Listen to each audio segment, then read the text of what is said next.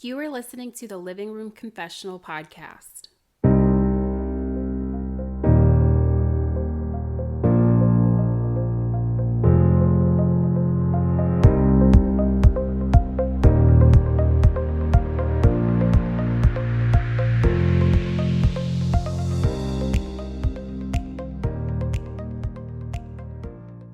Hi guys, welcome back to another podcast. Today I'm going to be talking to Mackenzie Blankenship, and we're going to be talking about taking creative risks. And the reason I chose this topic is because this podcast has been the biggest creative risk that I've ever taken, and it was a very scary one. And just the amount of people that I've spoken to who have started their own businesses, or they're working on projects, or even just doing a public Instagram account, there's a lot of anxiety and fear and just things that you come up against when you want to put your creativity out there. And so I thought this would be the perfect episode to do with Mackenzie, because she just started a new company and she's putting herself out there. And we basically had a lot of the same struggles in kind of building up the courage and taking opportunities to take a creative risk and just put ourselves out there. And so with this episode, I'm hoping that anybody who is going through this and who's struggling from it can just kind of take note of the things that we talk about and can navigate their way through whatever struggles they're going through. So it's not too long of an episode, but we do hit a lot of really good points. And obviously this recording is being done after I recorded the episode. And I do want to say I am new to podcasting, and one of the funniest things that happened during recording this episode was one of my biggest fears is interviewing somebody. I'm really excited to talk to them, and then I forget to hit record, or something like technically goes wrong, because I have Chris on the technical side that helps me.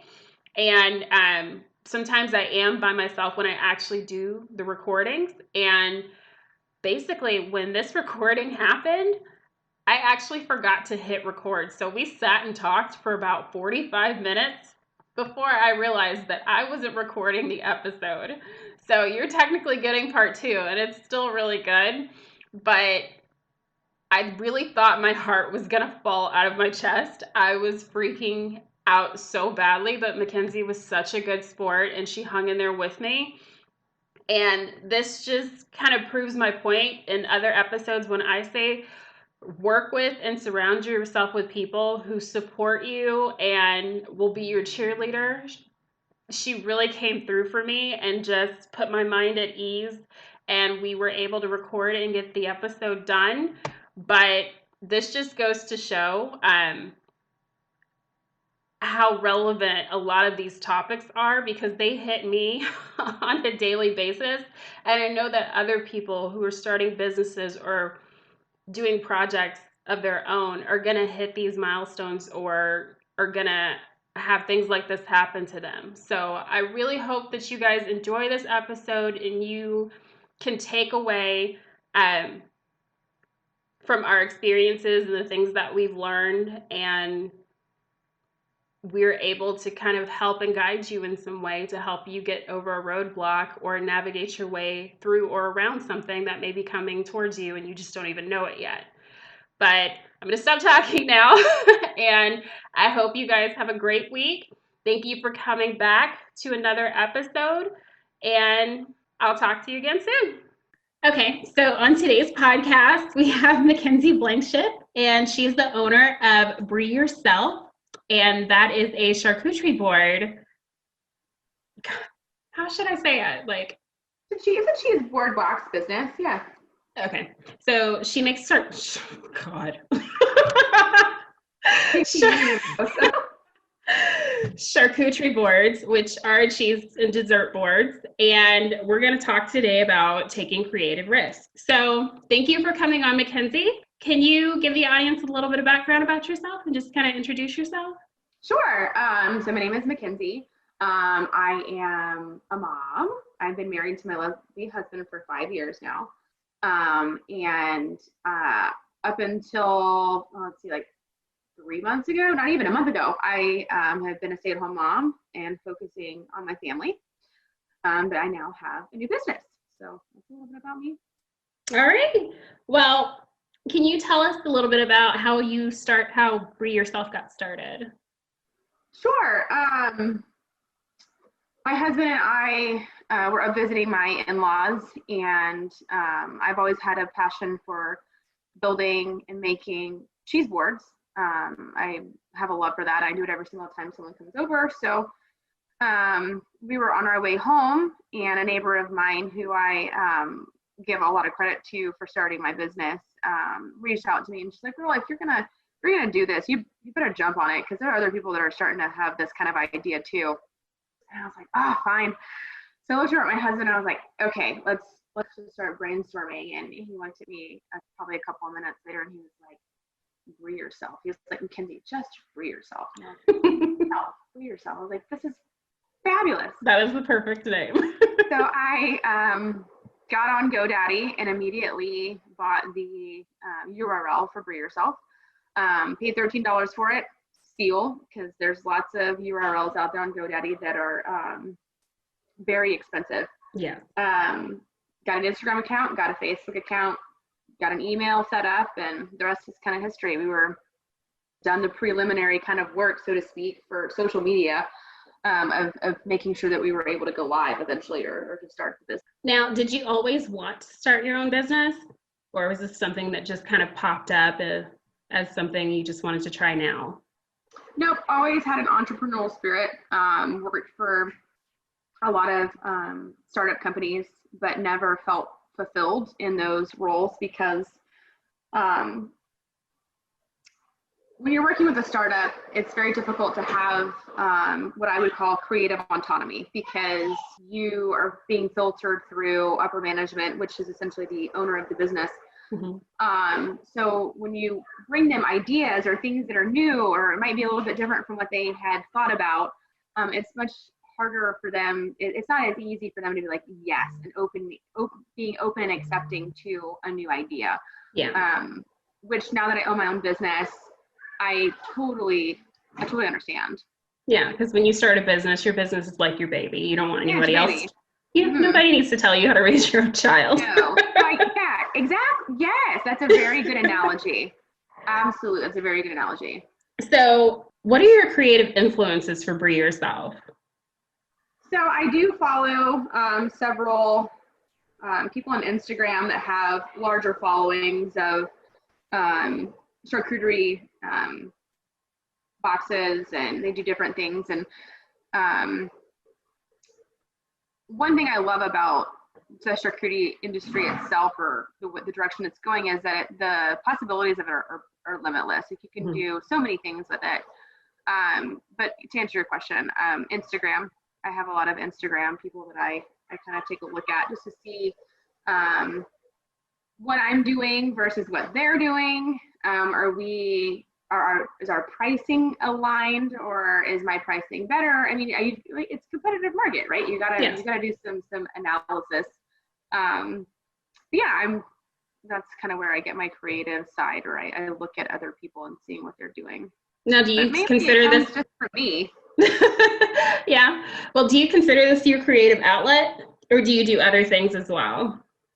I would consider this my creative outlet, for sure. Okay.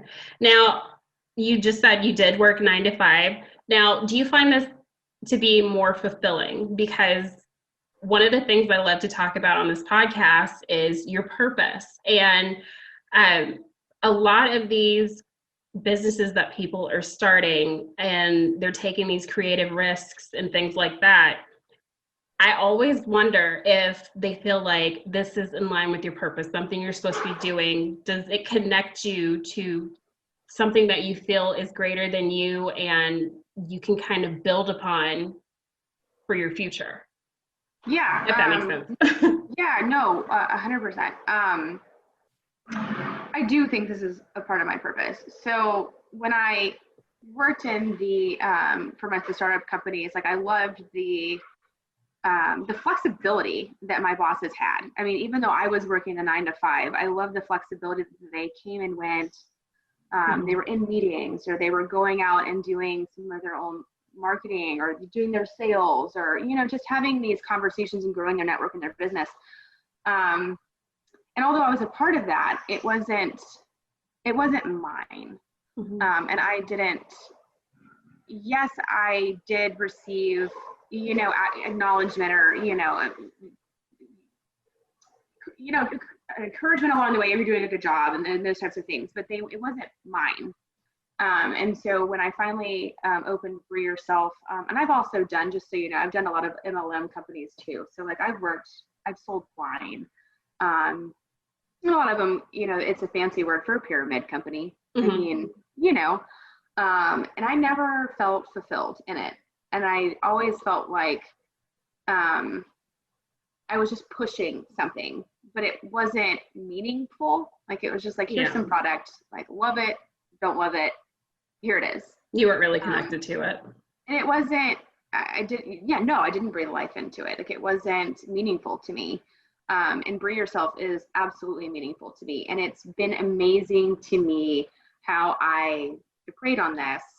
And I told God, like, Lord, if this is something that you want me to do, it's a little out of my comfort zone. It's not something that I would have ever thought about doing. But if it's something that you want me to be doing, then let that door be opened. But if it's not, then shut the door. Like, I don't need to, I can focus on something else, or maybe this isn't my calling or my direction. But the ease at which I've been able to do everything, finding the URL, it was available.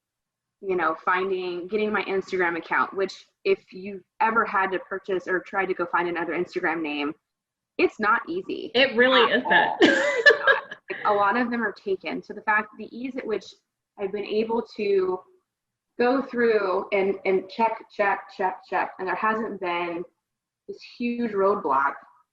Okay, the only roadblock I've had is myself. Yes. And putting myself out there and being, and taking a step back, and I am worth it. I am worthy.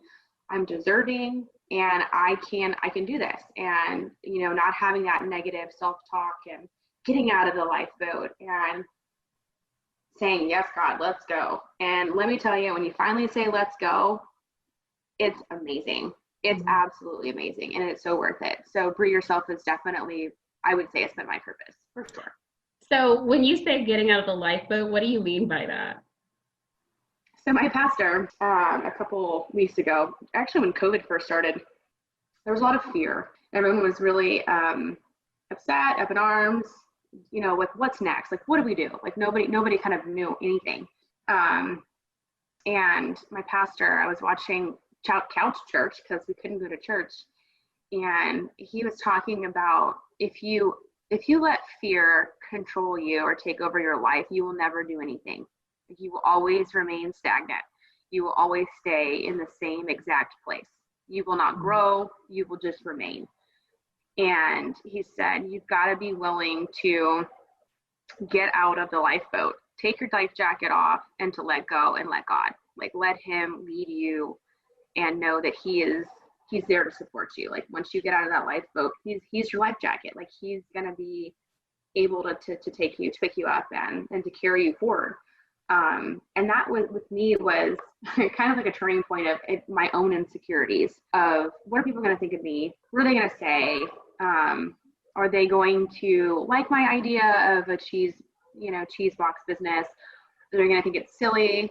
And my insecurity was literally taking that life jacket off and getting out of the lifeboat and just saying, here I am, I'm going to do it. And just to allow him to move in my life. Yeah, I love that. And I think the whole point of this episode, taking a creative risk, is that you can't play it safe. The whole point of a risk is jumping out of your comfort zone. There's a saying that I've heard that says, you don't actually start living until you burst out of your bubble. So I've lived in a bubble for years, and you will not imagine the possibilities, the things that you will be exposed to, the things that you can do when you just step out of your comfort zone and do something that scares you. Mm-hmm. And there's always, everybody has an opinion. There's always going to be people that are negative, that don't agree with what you do. But if it's something that you really believe in and something that you truly want, you're going to have to just block out the naysayers and just keep going forward with what you want to do. Because other than that, if you start believing that, you're going to stop working towards whatever it is that you want to do. Oh yeah, you And have to have thick skin for sure. absolutely. And you can't grow from that.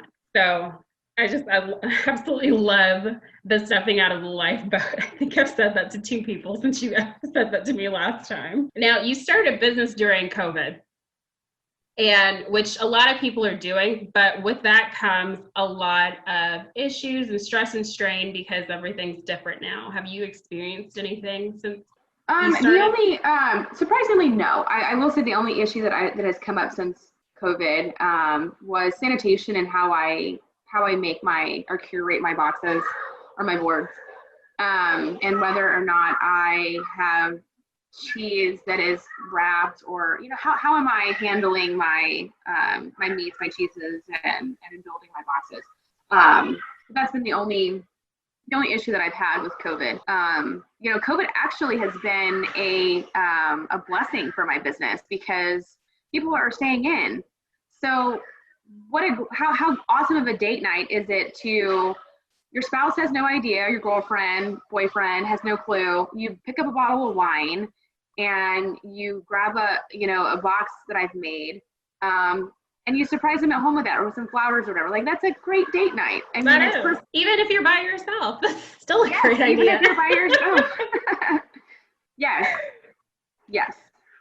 Well, how has your family responded to it? Is everybody really been supportive? Yes. So my husband's always been really supportive of any kind of like venture I've ever had. He's always been the voice of reason for Mm-hmm. sure, because I'm definitely the spontaneous, like, let's do it. Like, I probably would run around with my hair on fire. I mean, he's always been the one that's like, okay, no, let's, think about how much is this going to cost? How much are you going to need? What is, if you got to get rid of something, like, what's that going to look like? So he's my spreadsheet builder. I'm not that. That's great to have. I'm definitely the creative, spontaneous, outgoing one, and he's my brain. He's the one that tells me no. It's balance. Yes, he's been super supportive. I couldn't ask for a better partner, not only in my business, but in life in general. Well, that's good because I think it's very important that when you are embarking on a new journey or trying to start a company or doing something different, it's very important for you to have a support system, somebody to keep you grounded, to help you keep going, to help you out when you get stuck. So yes. I'm very happy to hear that. And it can be your husband, it can be your friend, but you just need to find that supports. It can be a network online.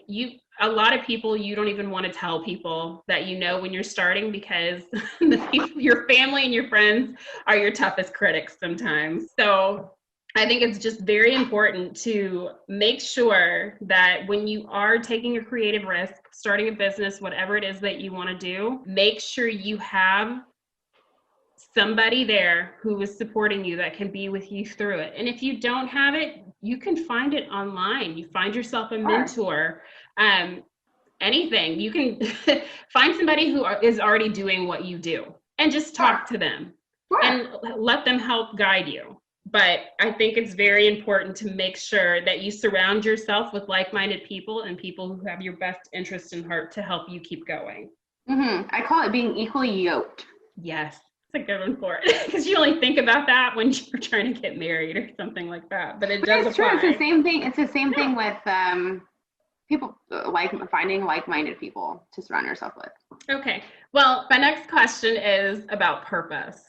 This is a big part of like the podcast. So what would you tell somebody who is thinking about taking creative risk? Would you be able to give them any advice to kind of help them get started? Absolutely. Wow. I guess believe in yourself. It's so hard, especially as women. We're constantly judging looking at every single aspect of our life, and whether it's physical appearance, or am I doing a good job, a good job at work?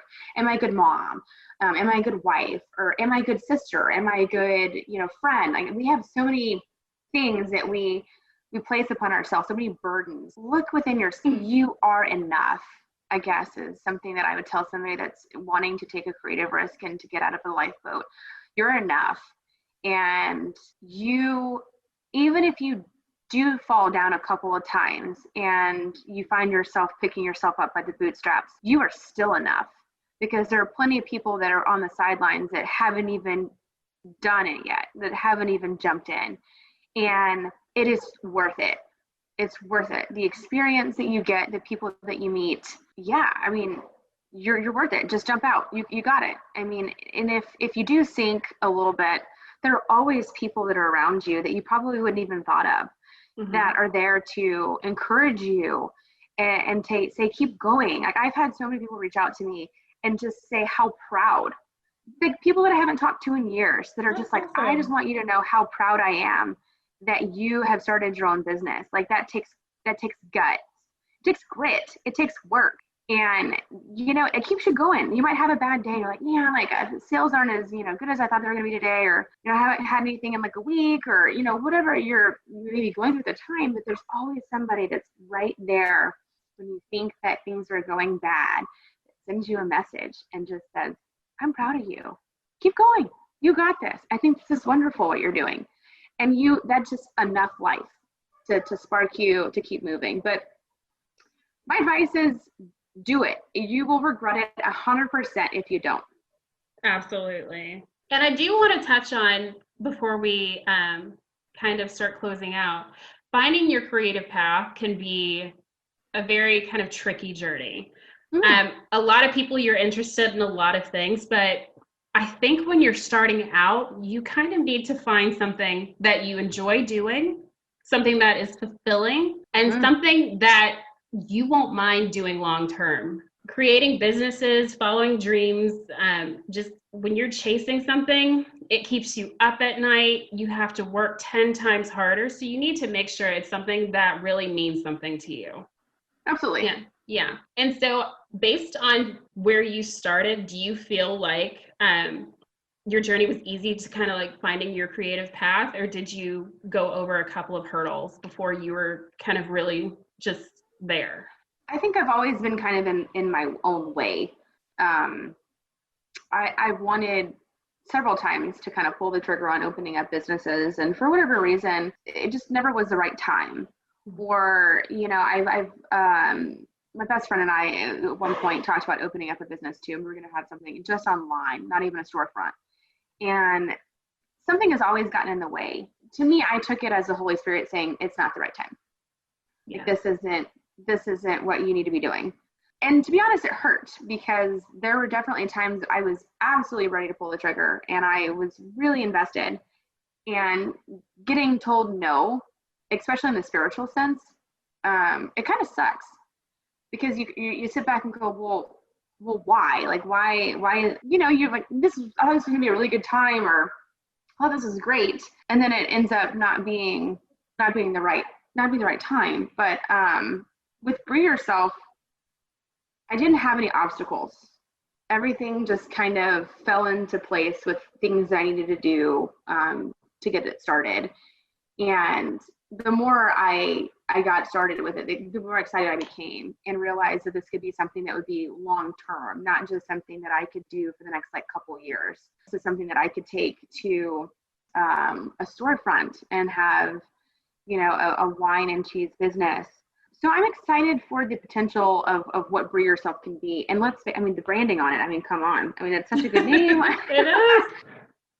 So I'm really excited to see where I end up and where I go. And but I have not had a lot of obstacles with Brie Yourself, because the timing was right and I was being told yes.